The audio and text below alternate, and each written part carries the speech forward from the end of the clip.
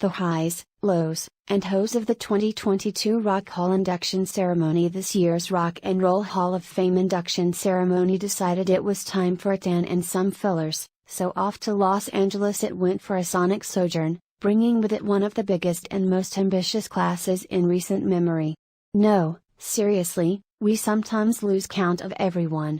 Duran Duran, Dolly Parton, Carly Simon, Eurythmics, Lionel Richie, Eminem, and Pat Benatar and Neil Giraldo were grouped together as performers. Jimmy Jam and Terry Lewis were honored with music excellence along with Judas Priest. Harry Belafonte and Elizabeth Cotten were lauded as early influences, and Allen Grubman, Jimmy Iovine, and Sylvia Robinson joined the crew with the Ahmet Ertegun Award. It doesn't matter how you choose to define rock and roll, because these 14 names are now part of its DNA.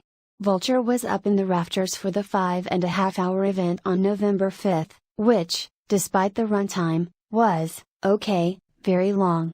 But it was also joyous and electrifying, and we would have stayed for another 5 hours if it meant seeing more of Parton and Rob Halford's leather and lace stage presence or Annie Lennox strut around like an androgynous panther. The ceremony, slightly condensed, is, at last, available to stream on HBO. Make it an authentic experience by arguing over the merit of the inductees. Now this is what a super jam looks like. Dolly Parton's 1973 classic turned into a sequin spectacle with the help of numerous inductees keen on reaffirming her rock star status. Simon Le Bon, Rob Halford, Annie Lennox, and Pat Benatar each got a verse to themselves, while special guests Pink, Brandi Carlile, and Sheryl Crow rounded out the vocal jubilee.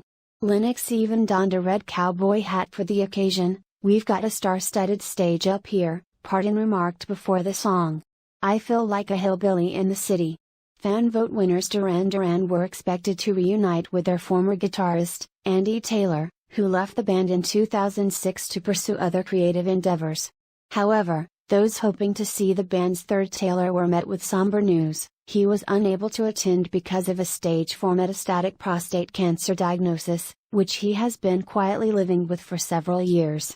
Despite recent progress with his health, Taylor didn't feel well enough to fly to America for the ceremony, and Simon Le Bon read the following: